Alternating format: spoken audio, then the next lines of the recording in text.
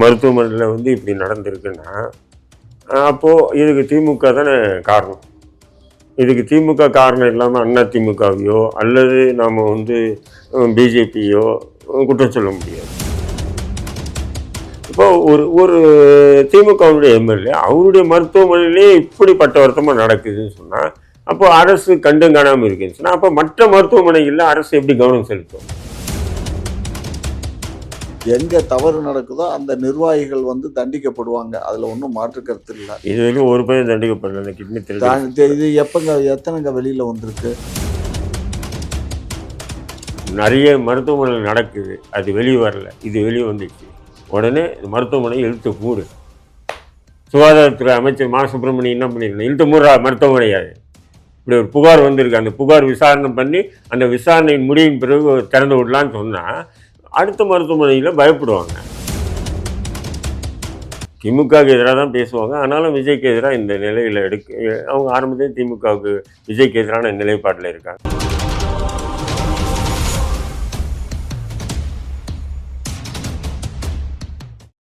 குக்கு செய்தி நேயர்களுக்கு வணக்கம். நான் உங்க தீபிகா. இன்று நிகழ்ச்சியின் சிறப்பு விருந்தினர்கள் திமுகவின் மூத்த முன்னோடி முனைவர் காமாட்சி நாயுடு அவர்கள் மற்றும் இந்திய தேசிய லீக் கட்சியின் மாநில தலைவர் தடா ரஹீம் அவர்கள்.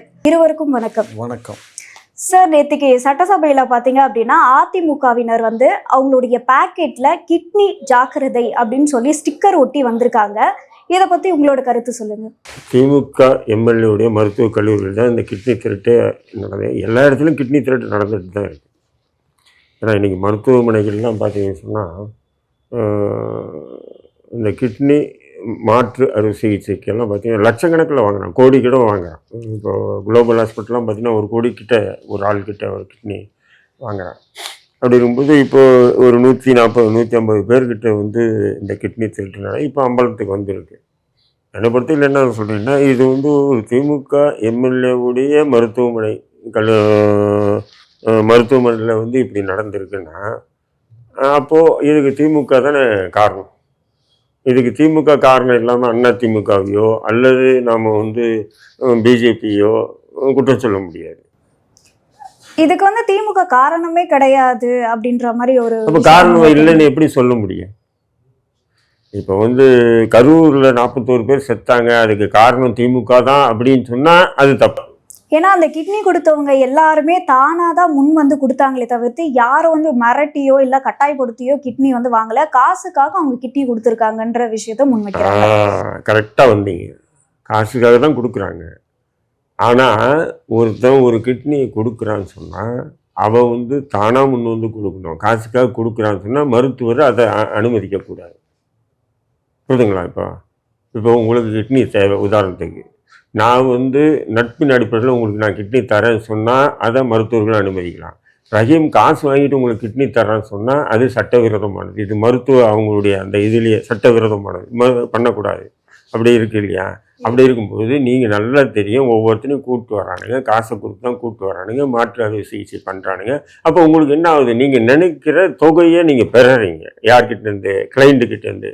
ஒரு நோயாளிக்கிட்டேருந்து வந்து இப்படி வந்து கிட்னி வந்து வேற ஒரு ஆள்கிட்ட இருக்குது, அது வந்து பொருத்தணும், குறைஞ்சது வந்து 1 கோடி ரூபா ஆகும், 1.5 கோடி ரூபா ஆகும் அப்படின்னு சார்ஜ் பண்ணுறீங்கன்னு சொன்னால் நீங்கள் எந்த தைரியத்தை பண்ணுறீங்க? டாக்டர் அவன் கிட்னி எடுத்து வைக்கிறதுக்கு தைரியத்தில் பண்ணுறான் இல்லையே. இப்படி ஆளை வச்சு இருக்கோம், அவன் மூலிமா ஏஜென்ட்டை கூப்பிட்டு வருவான், அவன் மூலிமா நம்ம கிட்னி அறுத்து இன்னொருத்தர் வைக்கலான்றது இதுதானே உங்களுடைய சதி திட்டம் தானே.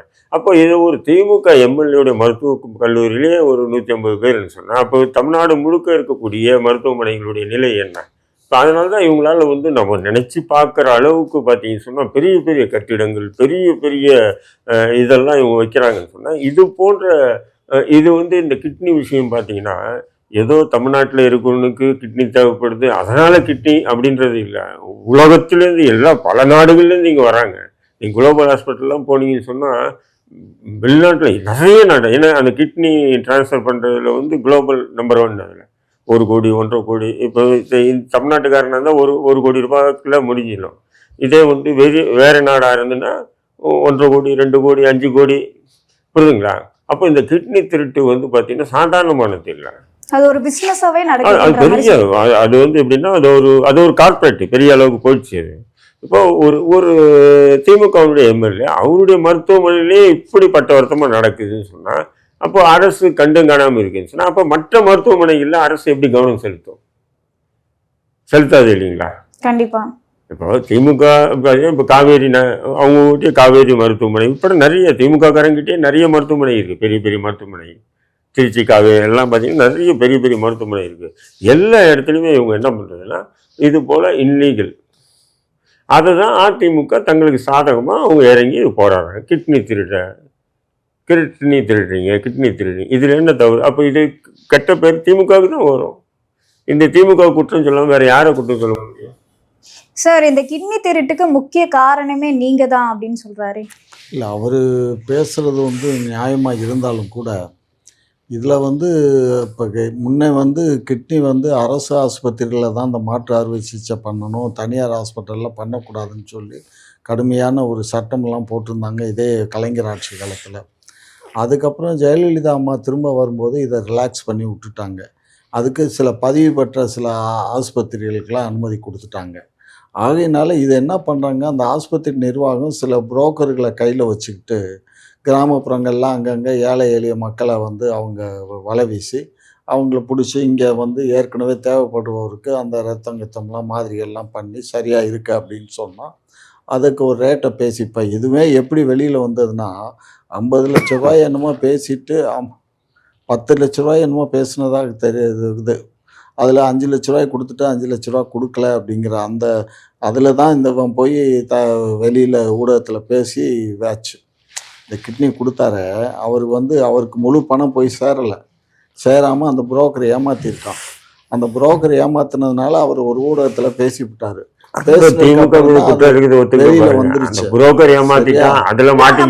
பணம் கொடுத்து ஆளை கூட்டிட்டு வரதே தப்பு அப்படின்றத மாதிரி சொல்றாங்க. அதுல ஒன்றும் மருத்துவர்கள் அந்த மருத்துவ சான்றிதழ் பார்த்தீங்கன்னா அது ரத்து பண்ணுவாங்க. ஏமா இது வந்து மருத்துவமனை இப்போ நீதிமன்றம் வந்து அதை டேக் நோட் பண்ணியிருக்கு. நீதிமன்றம் விசாரணை பண்ணுது ஒரு கமிட்டி போட்டு. அந்த நீதிமன்ற விசாரணை வந்து என்ன கொடுக்குதோ நீதிமன்ற உத்தரவு அந்த ஆஸ்பத்திரி மூடணுமா இல்லை அதை கைது பண்ணணுமான்னு நீதிமன்றம் சொன்னால் நாங்கள் செய்யறதுக்கு தயாராக இருக்கோம். புரியுதா? அதில் எம்எல்ஏவாக இருந்தாருன்னா அவங்க அப்பா தான் சீனிவாசன்கிறது எம்எல்ஏவுடைய அப்பா. அவர் தான் சேர்மன்னு. இவர் ஒன்றும் அதில் பொறுப்பில் இல்லை எம்எல்ஏ. அப்படியே இருந்தாலும் சேர்மன்னா அவங்க அப்பா தானே, அவங்கள கைது பண்ணுவோம். அதில் ஒன்றும் மாற்றுக்கிறது இல்லை. அதனால் அவங்க ஹாஸ்பிட்டல் இவங்க ஹாஸ்பிட்டல் இப்போ காவேரி மருத்துவமனை சொல்ல காவேரி மருத்துவமனையில் நடந்தால் அதனுடைய மேனேஜிங் டைரக்டர் யாரோ அவர் கைதாவார். குளோபல் ஹாஸ்பிட்டலில் இந்த மாதிரி நடந்தால் அது இதெல்லாம் வந்து எங்கே தவறு நடக்குதோ அந்த நிர்வாகிகள் வந்து தண்டிக்கப்படுவாங்க. அதில் ஒன்றும் மாற்று கருத்து இல்லை. இது வரைக்கும் ஒரு பேர் தண்டிக்கப்படல. இது எத்தனைங்க வெளியில் வந்திருக்கு? இது ஒன்று தானேங்க வெளியில் வந்திருக்கு. யார் சொன்னால் தண்டிக்கப்படலைன்னா நாங்கள் என்னமோ எல்லாத்தையும் வாங்கன்னு கட்ட பஞ்சாயத்து பேசி அனுப்பிச்ச மாதிரி பேசுகிறீங்க. இதெல்லாம் தான் நான் இப்போ இந்த மாதிரி பேசாதீங்க வேண்டாம். அதனால் இது அந்த கோர்ட்டுடைய உத்தரவு என்னவோ அதுபடி அரசாங்கம் செயல்படும். அதில் மாற்று கருத்து இம்மி அளவு கூட கிடையாது. சரி, நான் என்ன சொல்கிறேன், இவ்வளோ புகார்கள் அம்பலமாகிடுச்சு, அந்த மருத்துவமனை இழுத்து மூடுங்க. அது நாங்கள் அதான் இப்போ நீதிமன்றத்தில் போயிடுச்சு இல்லைங்க வழக்கு. நீதிமன்றம் சொல்லட்டும். நீதிமன்றம் ஒரு மருத்துவமனை இழுத்து மூடி 2 மருத்துவர்களை சஸ்பெண்ட் அதாவது அரெஸ்ட் பண்ணி உள்ளே போட்டால் இந்த கிட்னி திருடு ஒட்டுமொத்தமாக தடுக்கலாமா இல்லையா? சார் இங்கே பாருங்க, கோர்ட்டில் இப்போ ஏன் அது திமுக செய்ய மாட்டேன்னு சொல்லுங்க. அதை திமுக எப்படி முலாயம் பூச இல்லை எப்படி முலாயம் பூச அது முலாயம் பூசத்தில் வந்து திமுக காரங்களுக்கு கை வந்ததில்ல. அதில் அண்ணனு வந்து அதில் பிஹெச்டி முடிச்சிருக்காரு. ஏன்னு சொன்னால் சொல்கிறா பாருங்க, கோர்ட்டில் இருக்குது, நீதிமன்ற விசாரணை, கலெக்டருடைய ஆணையம் போட்டிருக்கு, அது முறையாக நடவடிக்கை எடுப்பாங்க அப்படின்னு இப்படி தான் இவனுங்க பேசி குற்றவாளிகளுக்கு சாதகமாக நடந்துக்குவாங்க. நடந்துச்சு, இவ்வளோ அம்பலமாக இருக்குது, மருத்துவமனை இழுத்து போடு. அந்த கிட்னி அறுவை சிகிச்சை பண்ண டாக்டர் யார், அவனை அரெஸ்ட் பண்ணி கைது பண்ணி ஜெயிலில் போடு. அதுக்கப்புறம் கிட்னி திருட்டு நடக்குதான்னு பாரு. இல்லை நடந்துட்டு தான் இருக்கும். ஏன்னா அது எங்கே உலகத்தில் எங்கே வேணாலும் தமிழ்நாட்டுக்கு வா, இந்தியாவுக்கு வான்றானுங்க. இந்தியா தமிழ்நாட்டுக்கு தான் அதிகமாக வந்து கிட்னி டிரான்ஸ்ஃபர்.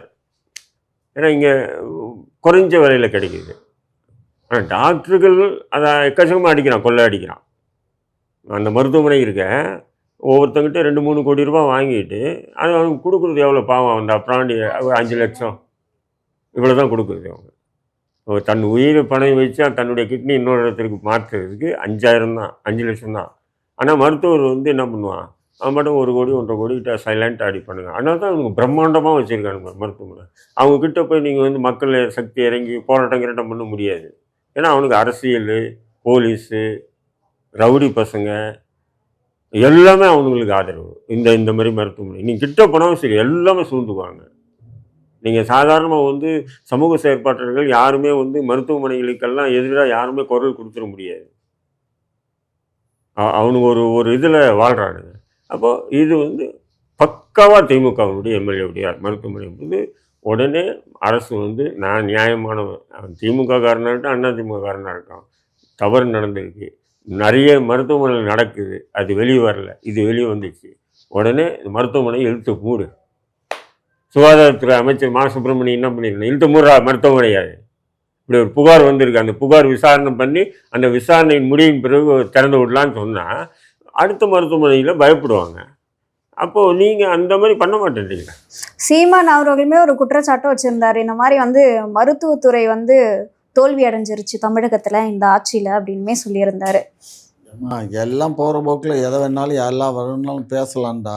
இவர் சொல்கிறார் அந்த ஆஸ்பத்திரி அந்த அந்த சுற்று வட்டாரத்திலே அந்த மாவட்டத்திலேயே அரசு ஆஸ்பத்திரியும் இந்த ஆஸ்பத்திரியும் தான் ஏழை எளிய மக்களுக்காக ட்ரீட்மெண்ட் கொடுக்குற ஹாஸ்பிட்டலு. இல்லை அந்த ஹாஸ்பிட்டல் இலவசமாக பார்க்கல, காசு இல்லை வாங்கிட்டு இல்லை தானே இல்லை பார்க்குறாங்க. 2 விதம் இருக்குது.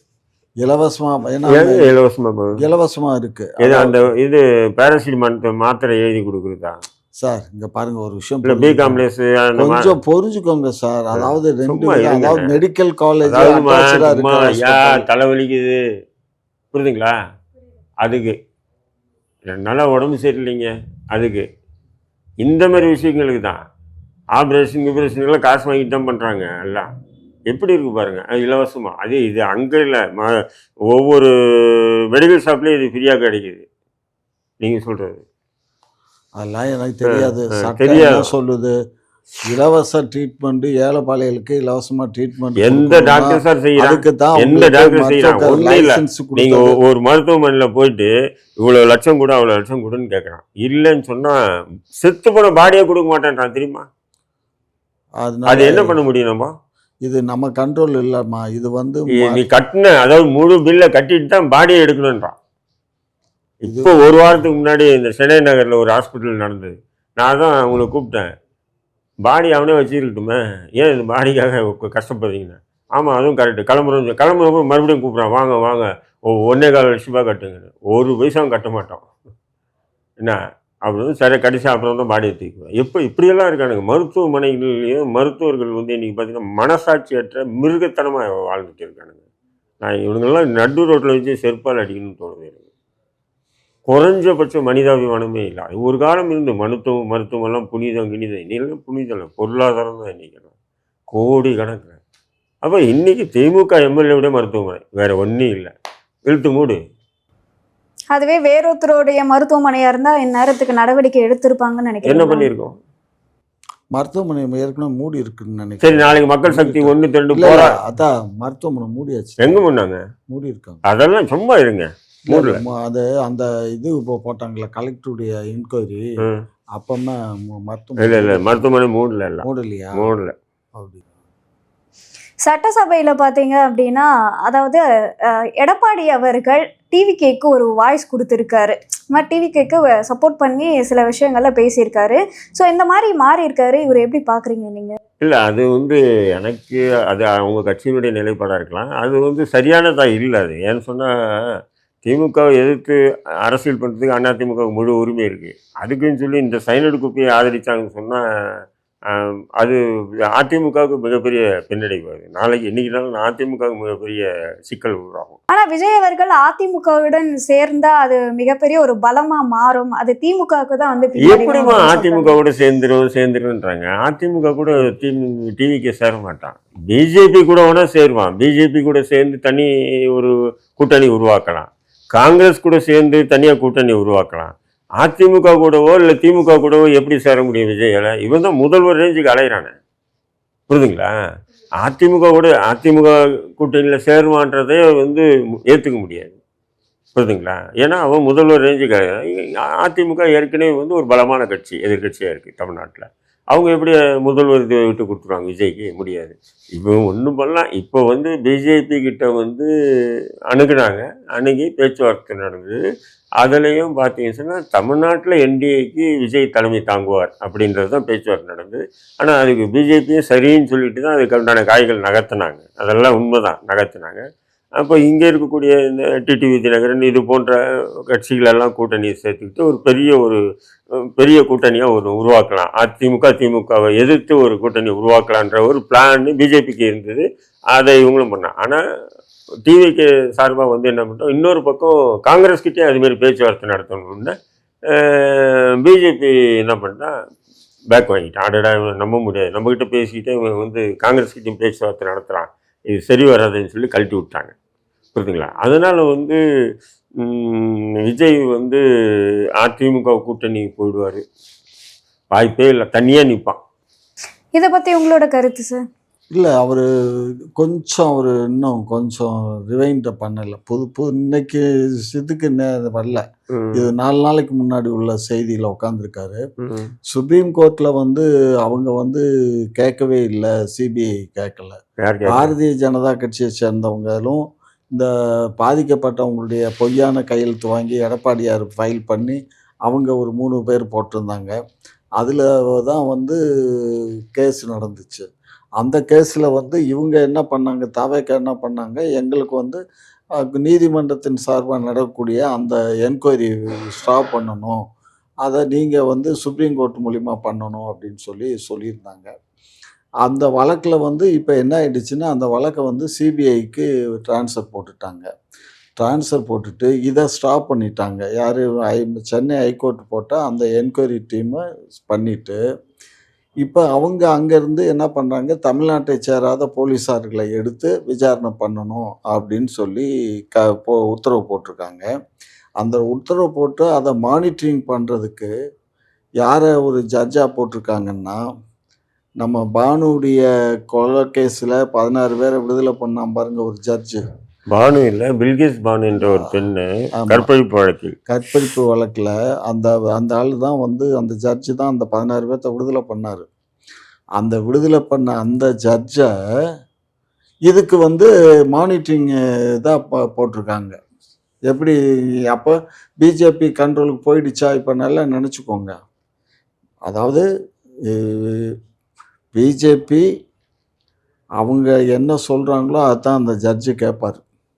அப்படிப்பட்ட ஜட்ஜை இப்போ அதை மானிட்டரிங் பண்ணுறதுக்கு போட்டால், அப்போ அந்த அதிகாரங்களை பூரா அந்த என்கொயரி பண்ணுற டீமு பூரா இந்த மானிட்டரிங் பண்ணுறவங்கள்ட்ட தான் கொண்டு வந்து கொடுக்கணும். அப்போ இவர் வாங்கிக்கிட்டு அதை பிஜேபிக்கு சாதகமாக எப்படி பண்ண முடியுமோ அப்படி பண்ணி இவரை மிரட்டி அவங்க பணியை வைக்கிறதுக்கு தானே அந்த வேலை நடக்குது.